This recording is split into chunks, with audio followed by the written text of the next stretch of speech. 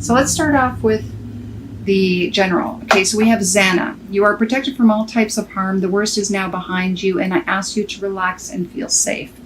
So presently, I want to say that perhaps you've been going through a lot right now, a lot of obstacles and challenges in your life, and you haven't felt, that you're loved or protected during this time. But this is to let you know that you actually are, and that the worst is behind you. You've been through hell and back, and now things are going to get much better and easier for you. Okay. The block, though, is that you're still, I feel you're still working on your emotions. You're still healing your emotions. This is Archangel Uriel. Your emotions are healing, which enables you to open to greater love. I'll help you release anger and unforgiveness from your heart. So, this could also be, past experiences that are still haunting you and your emotions. And this is the block right now. Now, the advice is Ray. So yoga and meditation are the way to, and allowing source to enter your body. So allowing it to heal those emotions and release and detox so that you can open your heart again to something, to a new experience, and know that you're safe and that things will actually be better than they have been in the past. Okay. Now the fourth card, so this is the final outcome, is Caressa. Caressa talks about the end of a cycle. So I feel like that's what's happening, is you're coming to an end of a cycle for whatever that cycle was for you to learn. You're coming to the end of it, and things will get better. A brighter future is coming, but you really need to take that time out and meditate and release those emotions to move forward. And I did get some clarification on Caressa, and it says, Maya, schooling, study, and education help your life's purpose. So, I feel for this too. It could be that you're going to school, but I feel like this cycle was all about you learning some sort of lesson to guide you moving forward, so that you can release, so that you don't have to deal with these obstacles and challenges anymore. You've been through the ringer, you've learned the spiritual value of it, and you're moving to another level. So you're graduating. Okay. Now in love, I have, in the present situation, releasing your ex. So for those of you who have recently just broken up, this is the present situation. So it may have happened this October. It may have happened a month ago, 2 months ago, could have been a year ago. So all this is saying is that you're learning to really let go of that experience. Okay. The block, though, is keep an open mind. Your soulmate may differ from your usual type. So this is something to keep in mind, that moving forward, to be open and to new experiences in love that perhaps you haven't experienced before. So maybe getting rid of old ways that you have been engaging in relationships and learning from that and switching that. Okay. And focusing on, so this is unrequited love, but this is your advice. So I feel for you, it's more about, really understanding why love wasn't present in past relationships. Maybe it was you who wasn't in love with the other person, or vice versa. And this is advice is to really examine what was happening. So what was the lesson that you had to learn in order to, in the relationship dynamic, so that you can have a more loving relationship instead of it ending in unrequited love. Okay. And to clarify that, I got a separation, a time apart from each other. So for you, that could also mean too that, not spending so much time with them.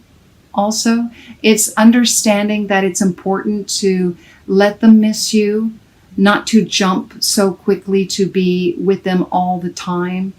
Learning that you need time for you, and vice versa. They need time alone as well, so that they can really appreciate you and allow that love I can't even say it, develop. Okay? And the final outcome is chemistry. Chemistry.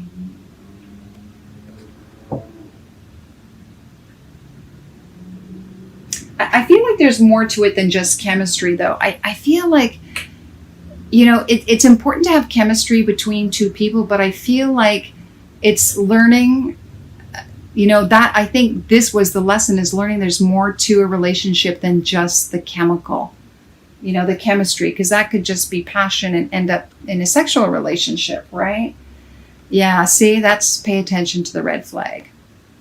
Know the difference. You may be chemically attracted to someone magnetically, like they're so irresistible, right? Maybe that's the lesson. They're so irresistible, but what's behind that? Maybe that's the red flag for you. Learning to see more into the relationship. Maybe that's what this person is just interested in. And understanding and recognizing that for what it is, so that you can have a deeper bond. All right, let's take a look now at career. Now, in the present situation, money is the issue. Now, for some of you, it might be that money is, your career is doing well and you're making quite a lot. The fruits of your labor, that's harvest time. You're enjoying the rewards of all your hard work.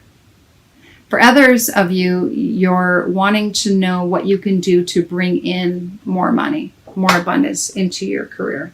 Now, the block is freedom. So I feel like maybe you feel a little stuck in your career, that you don't have the freedom that you want. Perhaps you're in a 9-to-5 job that doesn't allow you flexibility, or you have a boss who is micromanaging you, and you would prefer to have more freedom in your career. And this might be an option. Maybe this is something that you haven't thought about. Writing. Maybe you're meant to be an author. Maybe this is where your abundance will come in. And it looks like you're being divinely guided to write. And that is definitely the advice. So look into something like this. And this won't be for all of you, but definitely for some. For others, it might just mean that you have more paperwork on your plate coming up this month. Okay? Final outcome is teaching. So this doesn't necessarily mean that you have to be teaching young kids. But it could be that you're writing for kids, or what you're writing will teach others. So it could be a self-help book. Or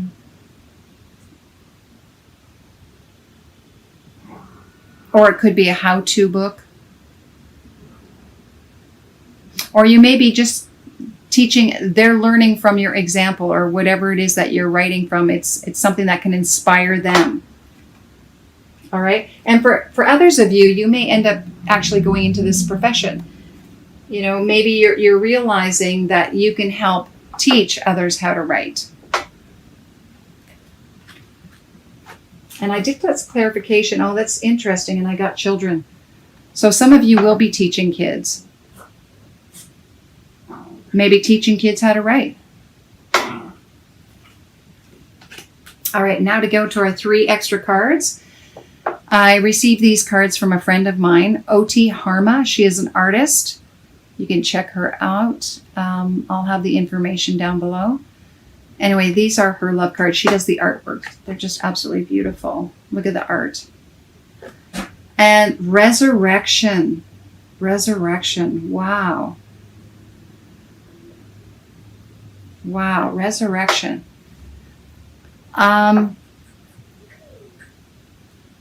I feel like for you, it's, when I think of resurrection, it's bringing back something. you know, I just feel like you're bringing back something that you have forgotten about yourself.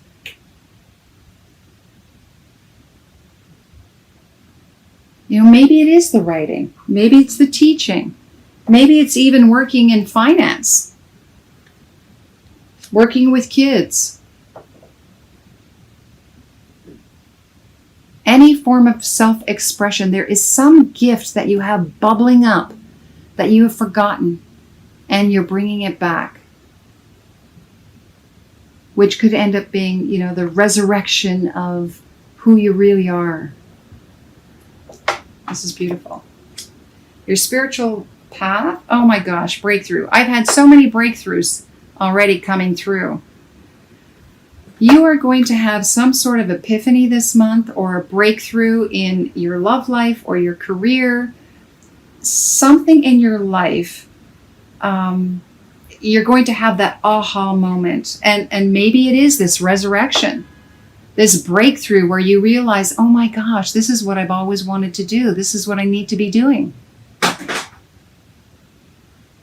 And I'm ready to show the world this part of me. Beautiful breakthrough. And final outcome is lizard. A lizard. Huh. Well, when I think of a lizard, yeah, I'll just show you the card here. Lizard.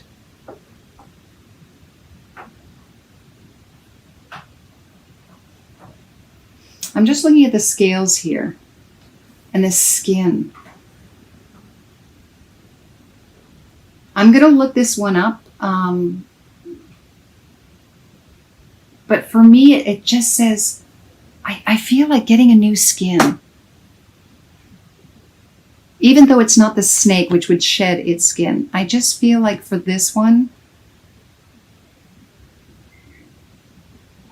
because the skin is being shown here, it really is about learning how to be more comfortable in your skin,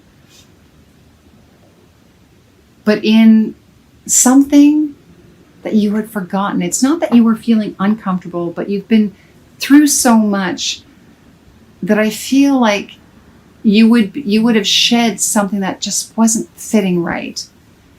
And yeah, you're bringing that back. But let me look this up just to get some more clarification, because nothing else is popping up. So let's see if it can shed more light. All right, so lizard is fire element. Lizard, instinctual, sensitive to the subtle, dreamer. So